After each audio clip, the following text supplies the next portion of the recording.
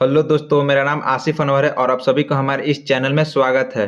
तो आज से हम लोग भारत का भूगोल देखेंगे, इंडियन ज्योग्राफी के बारे में। आज से हम लोग पूरे अच्छे से जानेंगे चित्र के साथ। तो चलिए शुरू करते हैं। पहला चैप्टर है सामान्य परिचय। भारत का सामान्य परिचय से हम लोग शुरू करते हैं। तो चलिए देखते हैं।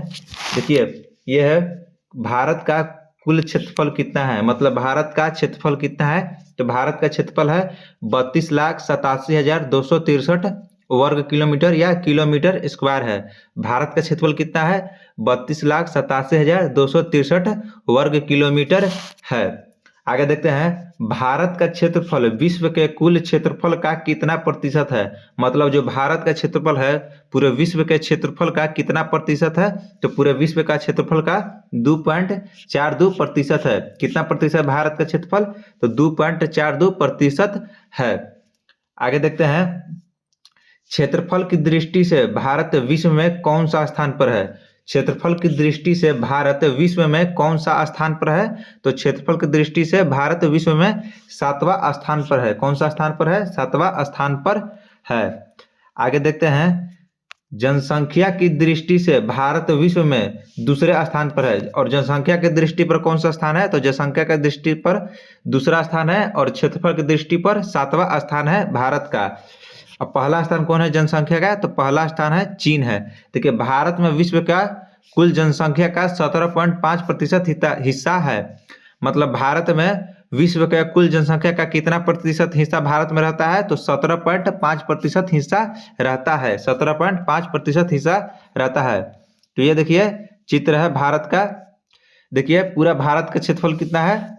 भारत का पूरा क्षेत्रफल है जो है 32,87,263 वर्ग किलोमीटर है। और ये देखिए जो भारत का जो ये समुद्री तट का सीमा है, यहाँ से यहाँ तक भारत का समुद्री तट सीमा वो है 6100 किलोमीटर। 6100 किलोमीटर। अगर संपूर्ण समुद्री तट सीमा कहेगा तो हो जाएगा 7516.6 किलोमीटर।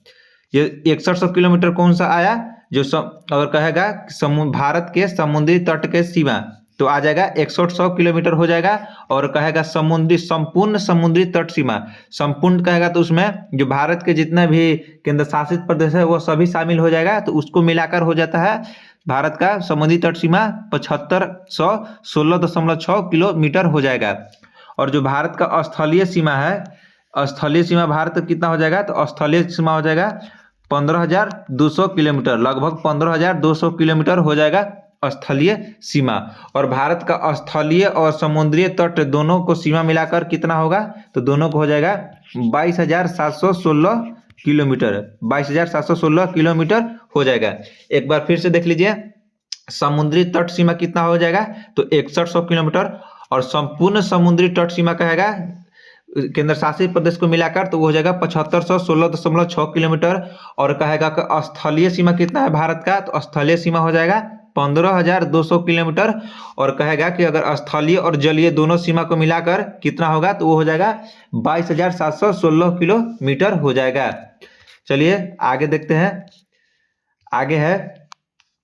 आगे देखते हैं, क्षेत्रफल और जनसंख्या की दृष्टि से विश्व के 8 बड़े देश। मतलब जनसंख्या और क्षेत्रफल की दृष्टि से देखेंगे कि विश्व के 8 बड़े देश कौन कौन से है। तो चलिए पहला देखते हैं। पहला देश देखिए, तो क्षेत्रफल के अनुसार पहला देश कौन है विश्व में? तो पहला देश रूस है। और जनसंख्या में पहला देश कौन है? तो जनसंख्या में चीन हो जाएगा। विश्व में जो जनसंख्या के हिसाब से पहला देश कौन है? तो जनसंख्या के हिसाब से पहला देश चीन हो जाएगा और क्षेत्रफल के हिसाब से रूस हो जाएगा। वहीं दूसरा देश कौन हो जाएगा क्षेत्रफल के अनुसार? तो क्षेत्रफल के अनुसार दूसरा सबसे बड़ा देश हो जाएगा कनाडा। और दूसरा सबसे ज्यादा जनसंख्या वाला देश कौन हो जाएगा? वो हो जाएगा भारत। वो हो जाएगा भारत। तीसरा है कि विश्व में तीसरा सबसे बड़ा क्षेत्रफल वाला देश कौन है? तो तीसरा सबसे बड़ा क्षेत्रफल वाला देश चीन है। और जनसंख्या के अनुसार सबसे बड़ा देश कौन है तीसरा पर? तो वो हो जाएगा अमेरिका। तीसरा पर अमेरिका। चौथा देखते हैं, चौथा पर हो जाएगा क्षेत्रफल के अनुसार अमेरिका और जनसंख्या के अनुसार हो जाएगा इंडोनेशिया। सबसे बड़ा देश चौथा पर इंडोनेशिया हो जाएगा जनसंख्या के अनुसार, और क्षेत्रफल के अनुसार हो जाएगा अमेरिका। आगे देखते हैं पांचवा राज्य कौन हो जाएगा क्षेत्रफल से? तो पांचवा राज्य क्षेत्रफल से हो जाएगा ब्राजील और जनसंख्या से हो जाएगा पाकिस्तान। छठा पर कौन हो जाएगा, तो छठा पर हो जाएगा सबसे बड़ा देश क्षेत्रफल के हिसाब से, छठा पर हो जाएगा ऑस्ट्रेलिया, और छठा पर हो जाएगा ऑस्ट्रेलिया, और देश में हो जाएगा ब्राजील, छठा पर हो जाएगा ब्राजील।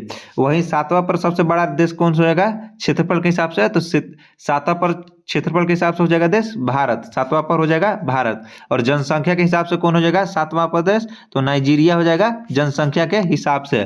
वही आठवां देखते हैं, तो आठवां सबसे बड़ा देश कौन है क्षेत्रफल के हिसाब से, तो क्षेत्रफल पर सबसे बड़ा आठवां देश हो जाएगा अर्जेंटीना, अर्जेंटीना हो जाएगा आठवां। और जनसंख्या में हो जाएगा आठवां बांग्लादेश हो जाएगा आठवां। आगे देखते हैं, देखिए भारत जो है, भारत उत्तरी और पूर्वी गोलार्ध में स्थित है। जो भारत है वो उत्तरी और पूर्वी गोलार्ध में स्थित है। ये देखिए ऊपर वाला उत्तर हो जाता है, और नीचे वाला साइड को दक्षिण कहते हैं, और ये हो गया दाएं वाला साइड पूरब, और बाएं वाला साइड को पश्चिम कहते हैं। तो देखिए इसको अच्छा से कहते हैं। ये देखिए ये पूरा पृथ्वी है, पृथ्वी देखिए ये जो बीच वाला है इसको अक्षांश रेखा कहते हैं, और इसको देशांतर रेखा कहते हैं, देशांतर रेखा। ये देखिए इसको विषुवत रेखा भी कहते हैं। तो देखिए अक्षांश रेखा का जो उत्तर में साइड है, उत्तर में भाग है, इसको उत्तरी गोलार्ध, और नीचे वाला साइड है इसको दक्षिणी गोलार्ध कहेंगे। और जो ये पश्चिमी साइड है इसको पश्चिमी गोलार्ध, और इसको पूर्वी गोलार्ध कहेंगे, पूर्वी गोलार्ध। दाएं वाले साइड को पूर्वी गोलार्ध और बाएं वाले साइड को पश्चिमी गोलार्ध कहेंगे। तो इसी से देख लीजिए भारत हमारा यहाँ पर है, तो भारत है अक्षांश रेखा के उत्तर में है, मतलब उत्तरी गोलार्ध में है। और ये देखिए देशांतर है, ये रेखा देशांतर है, तो देशांतर के ये दाएं तरफ है, तो ये हो जाएगा पूर्वी गोलार्ध, इधर पूरब होता है, दाएं में पूरब होता है। तो मतलब अपना देश जो भारत है वो है उत्तरी गोलार्ध में और पूर्वी गोलार्ध में स्थित है। आगे देखते हैं भारत का अक्षांशीय विस्तार कितना है। जो भारत का अक्षांशीय विस्तार है, तो अक्षांशीय विस्तार कितना है, तो 8 डिग्री 4 मिनट से 37 डिग्री 6 मिनट उत्तरी गोलार्ध में है। देखिए यहाँ पर अच्छे से दिखा देते हैं। ये देखिए जो भारत का है, ये देखिए यहाँ पर है 8 डिग्री, यह है 8 डिग्री 4 मिनट से लेकर 37 डिग्री 6 मिनट। ऊपर वाला जो हिस्सा है यह है 37 डिग्री 6 मिनट है। और जो भारत का देखिए जबकि देशांतरीय विस्तार है 68 डिग्री 7 मिनट से 97 डिग्री 25 मिनट। तो ये देखिए ये वाला साइड है, ये वाला हो जाएगा, ये वाला हो जाएगा, ये वाला हो जाएगा। ये देखिए ये है 68 डिग्री 7 मिनट से लेकर 97 डिग्री 25 मिनट तक है देशांतरीय विस्तार। आगे देखते हैं, ये देखिए ये है अक्षांश रेखा, जो ये वाला है ये सब ये अक्षांश रेखा इसको कहते हैं, ये अक्षांश रेखा है। और जो ऊपर वाला होता है ये देशांतर रेखा है, ये सब देशांतर रेखा है। आगे देखते हैं भारत का जो उत्तर से दक्षिण का विस्तार है, मतलब उत्तर से दक्षिण का जो लंबाई है वो है 3214 किलोमीटर, तथा पूरब से पश्चिम का विस्तार है वो है 2933 किलोमीटर, 2933 किलोमीटर। भारत का उत्तर से दक्षिण का विस्तार कितना है 3214 किलोमीटर, और पूरब से पश्चिम का विस्तार कितना है 2933 किलोमीटर। ये देखिए ये भारत का चित्र है, इसको और अच्छे से दिखा देते हैं। ये देखिए जो भारत का है यह उत्तर, यह है दक्षिण, यह है पूरब, और यह है पश्चिम, तो देखिए उत्तर से लेकर जो दक्षिण का लंबाई है, उत्तर से लेकर दक्षिण तक वो है 3214 किलोमीटर, 3214 किलोमीटर है उत्तर से दक्षिण। और ये देखिए पूरब से पश्चिम तक लंबाई है, यह है 2933 किलोमीटर। कितना है पूरब से पश्चिम 2933 किलोमीटर। आइए आगे देखते हैं। आगे है देखिए भारत का सबसे उत्तरी बिंदु इंदिरा कौल है। जो भारत का सबसे उत्तरी बिंदु है वह इंदिरा कौल है, जो कि लद्दाख में है, और लद्दाख एक केंद्र शासित प्रदेश है, लद्दाख एक केंद्र शासित प्रदेश है। जो भारत का सबसे उत्तरी बिंदु है इंदिरा कौल, वो लद्दाख में स्थित है। ये देखिए जो भारत का सबसे उत्तरी बिंदु है इंदिरा कौल, ये देखिए लद्दाख में है। और ये देखिए उत्तरी बिंदु है, और ये देखिए ये पूर्वी बिंदु है। पूर्वी बिंदु कहाँ है, किबुत को कहते हैं, यह है अरुणाचल प्रदेश में। किबुत कहाँ है, कीबुत या वलांगो को कहते हैं सबसे भारत का पूर्वी बिंदु। और जो भारत का सबसे पश्चिमी बिंदु है, ये देखिए सरक्रिक, ये गुजरात में है। सरक्रिक कहाँ है? गुजरात में है, सबसे पश्चिमी बिंदु। ये देखिए जैसे आप लोग चित्र में देख सकते हैं। और सबसे भारत का जो सबसे दक्षिणी बिंदु है, यह है अंडमान निकोबार द्वीप समूह में इंदिरा पॉइंट है। सबसे दक्षिणी बिंदु कहाँ है? इंदिरा पॉइंट। इंदिरा पॉइंट हो जाएगा। देखिए इसको और अच्छे से आप लोग देख लीजिए। देखिए जो है लद्दाख में है उत्तरी बिंदु इंदिरा कौल। उत्तरी दक्षिणी बिंदु देखिए, दक्षिणी बिंदु है जो इंदिरा पॉइंट, वो ग्रेट निकोबार में है। और ये देखिए सबसे पूर्वी बिंदु है, ये अरुणाचल प्रदेश में है वलांगो। और जो गुजरात में है वो है सबसे पश्चिमी बिंदु सरक्रिक है। आगे देखते हैं। आगे देखिए भारत का सबसे दक्षिणी बिंदु इंदिरा पॉइंट है। जो भारत का सबसे दक्षिणी बिंदु कौन सा है? इंदिरा पॉइंट। आप लोग ने अभी चित्र में देखा है। इससे पहले पिगमेलियन पॉइंट के नाम से जाना जाता है। जो इंदिरा पॉइंट था, इंदिरा पॉइंट से पहले उसे पिगमेलियन पॉइंट के नाम से भी जाना जाता था।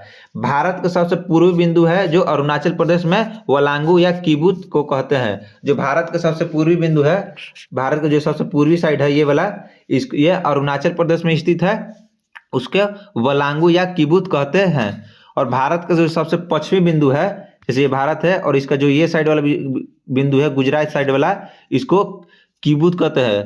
कीबुत या गुहार माथा कहते हैं। सरक्रिक या भारत का जो सबसे पश्चिमी बिंदु है गुजरात में है, सरक्रिक या गुहार माथा कहते हैं। सरक्रिक या गुहार माथा कहते हैं, ये गुजरात में है। आगे देखते हैं। भारत के सबसे दक्षिणी बिंदु इंदिरा पॉइंट का भूमध्य रेखा से दूरी। जो भारत का सबसे दक्षिणी बिंदु है इंदिरा पॉइंट, ये देखिए इंदिरा पॉइंट है, वो भूमध्य रेखा से कितना दूर है? तो 876 किलोमीटर दूर पर है। भूमध्य रेखा से कितना दूर पर? ये देखिए ये भूमध्य रेखा है, ये भूमध्य रेखा है जो आप लोग देखे अक्षांश रेखा, उसी को भूमध्य रेखा कहते हैं। पृथ्वी को 2 भागों में बांटता है। और भूमध्य रेखा से इंदिरा पॉइंट की दूरी कितना है? तो 876 किलोमीटर है। आगे देखते हैं। नोट है, जो नोट में देखिए इंदिरा पॉइंट निकोबार द्वीप समूह में स्थित है। जो इंदिरा पॉइंट है जो अंडमान निकोबार द्वीप समूह में स्थित है इंदिरा पॉइंट। आगे देखते हैं।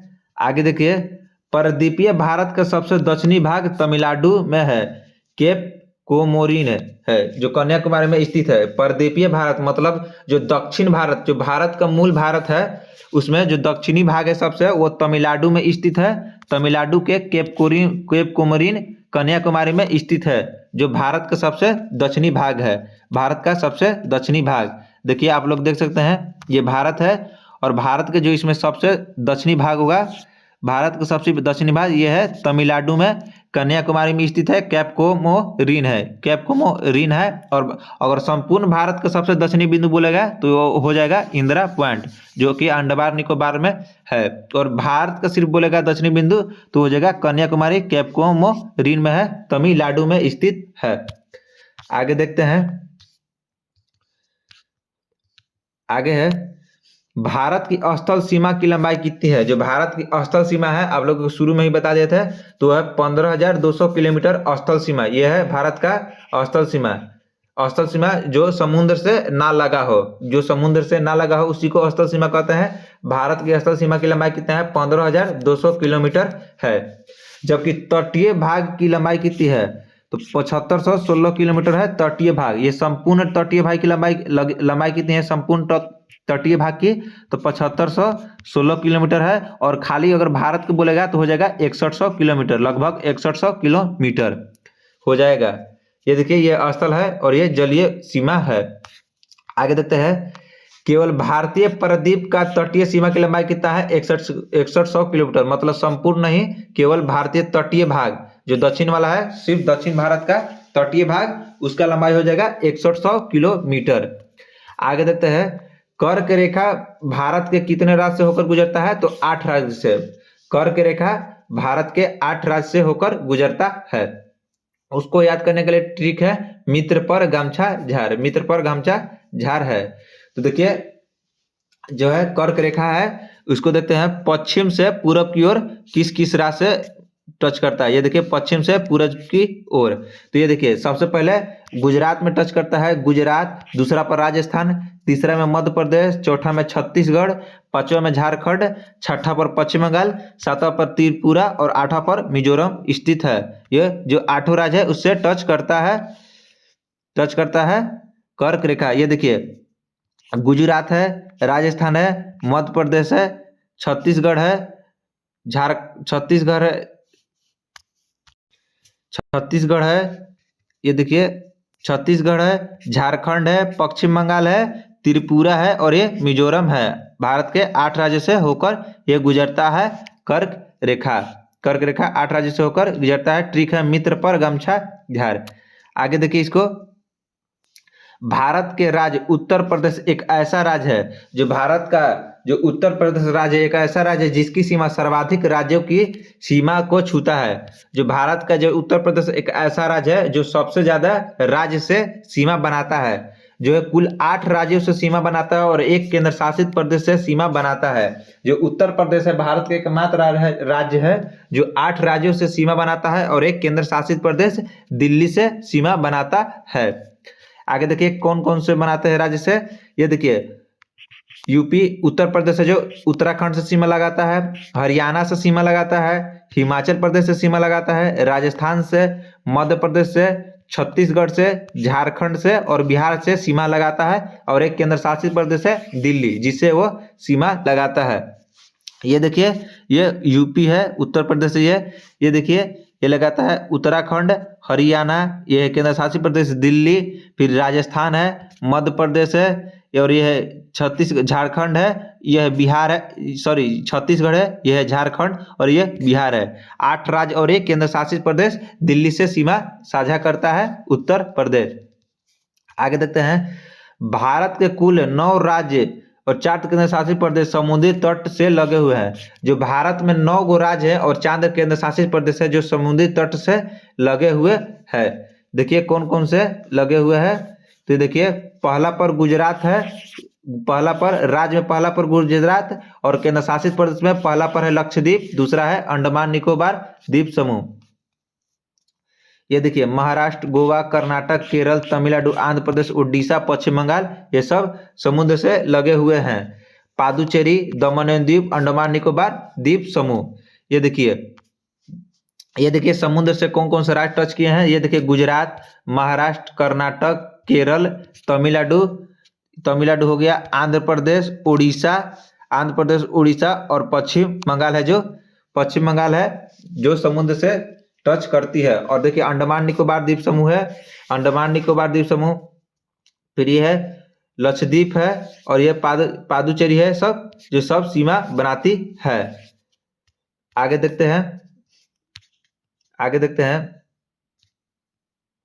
भारत के 11 राज्य और 2 केंद्र शासित प्रदेश हिमालय को छूते हैं। हिमालय जो हिमालय पर्वत है उसको भारत के जो 11 राज्य और 2 केंद्र शासित प्रदेश टच करते हैं हिमालय पहाड़ को। देखिए कौन कौन से टच करते हैं। ये देखिए जो हिमालय पर्वत से है उसे कौन कौन से राज्य टच करते हैं। तो देखिए सबसे पहले हिमाचल प्रदेश टच करता है, उत्तराखंड हिमालय पर्वत से टच करता है, सिक्किम करता है, अरुणाचल प्रदेश करता है, नागालैंड करता है और मणिपुर करता है, मिजोरम करता है, त्रिपुरा करता है, मेघालय करता है, असम करता है और पश्चिम बंगाल करता है हिमालय राज्य से टच। और यूपी और बिहार है, उत्तर प्रदेश और बिहार है वो टच नहीं करता है। और देखिए केंद्र शासित प्रदेश में एक है सिर्फ लद्दाख टच करता है, केंद्र शासित प्रदेश में सिर्फ लद्दाख टच करता है एक ही। और ये देखिए जो 7 सिस्टर है, पूर्वोत्तर राज्य 7 सिस्टर वो 7 टच करते हैं हिमालय पर्वत से। और ये हिमालय पर्वत से ये देखिए 7 है 7 सिस्टर वो टच करते हैं। और ये देखिए उत्तर में जो हिमालय प्रदेश है टच करते हैं, हिमाचल प्रदेश टच करते हैं, उत्तराखंड टच करता है, सिक्किम टच करता है, अरुणाचल प्रदेश, नागालैंड, मणिपुर, मिजोरम, त्रिपुरा, मेघालय, असम और पश्चिम बंगाल ये सब टच करते हैं वर्तमान में। और सिर्फ लद्दाख टच करता है केंद्र शासित प्रदेश हिमालय से। आगे देखते हैं, मध्य प्रदेश सबसे अधिक वन वाला राज्य है। सबसे अधिक पेड़ पौधा किस राज्य में है, वन वाला जंगल किस में है, तो मध्य प्रदेश में सबसे अधिक है। और हरियाणा में सबसे कम वन पाया जाता है। भारत के सबसे अधिक वन किस राज्य में पाया जाता है, तो मध्य प्रदेश में। और सबसे कम वन हरियाणा में पाए जाते हैं। मेघालय के मौसिनराम में है, जो मेघालय के सबसे मौसिनराम है, सबसे अधिक वर्षा होती है। मौसिनराम कहाँ है? मेघालय में, जहाँ पर सबसे अधिक दुनिया में या भारत के या दुनिया में सबसे अधिक वर्षा होती है, मौसिनराम मेघालय में होती है। और लेह है, लेह में सबसे कम वर्षा होती है। जो लद्दाख में लेह है उसमें सबसे कम होती है वर्षा। हिमालय पर्वत है, देखिए सबसे नया पर्वत है, नवीन पर्वत श्रृंखला है। हिमालय पर्वत है जो सबसे नया पर्वत श्रृंखला है, जबकि अरावली पर्वत है सबसे पुरानी है। दुनिया की सबसे अरावली पर्वत सबसे पुरानी पर्वत है। ये देखिए हिमालय पर्वत सबसे नवीन पर्वत श्रृंखला है, जबकि अरावली पर्वत सबसे प्राचीन या पुराना पर्वत श्रृंखला है। ये देखिए यह है हिमालय पर्वत और यह है अरावली पर्वत। झारखंड सॉरी राजस्थान में है अरावली की पहाड़ियाँ।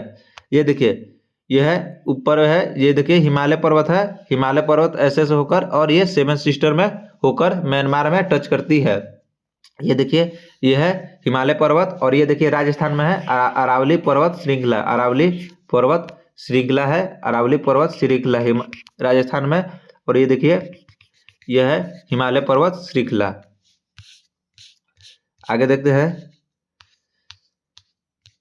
आगे देखिए, देखिए भारत का जो मानक समय रेखा है, भारत का मानक समय रेखा है 82.5 डिग्री पूर्वी देशांतर पर है मानक समय रेखा। ये देखिए उत्तर है, देखिए ये अक्षांश रेखा है और ये देशांतर रेखा है। तो जो पूर्वी है, पूर्वी देशांतर, इसको भारत का मानक समय माना गया है। 82.5 डिग्री को भारत का मानक समय माना गया है। जो भारत का मानक समय है 82.5 डिग्री, वो भारत के 5 राज्य से होकर गुजरती है। मानक समय रेखा भारत के 5 राज्यों से होकर गुजरती है। तो ये देखिए उत्तर प्रदेश मिर्जापुर जिले से, छत्तीसगढ़, मध्य प्रदेश, आंध्र प्रदेश और उड़ीसा, ये 5 राज्य है, इससे होकर जो मानक समय रेखा होती है गुजरती है।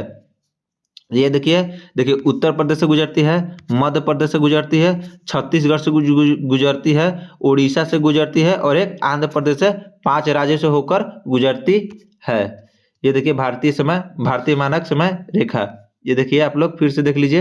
ये देखिए उत्तर प्रदेश, मध्य प्रदेश, छत्तीसगढ़ और उड़ीसा और ये और अरुणाचल प्रदेश सॉरी आंध्र प्रदेश है जो जिससे गुजरती है। ये देखिए भारतीय मानक समय रेखा, भारतीय मानक समय रेखा। ये देखिए और एक देख लीजिए नोट है, जो भारतीय मानक समय है ग्रीनविच समय के बीच जो है 5-5.5 घंटे का अंतर है। जो ग्रीनविच लंदन में है वहां से, और भारत का जो मानक समय रेखा है वो 5.5 घंटा हम लोगों का आगे है। 5.5 घंटा भारतीय ग्रीनविच समय से आगे है। तो चलिए दोस्तों आज के लिए इतना ही, मिलते हैं हम लोग दूसरे चैप्टर में। धन्यवाद।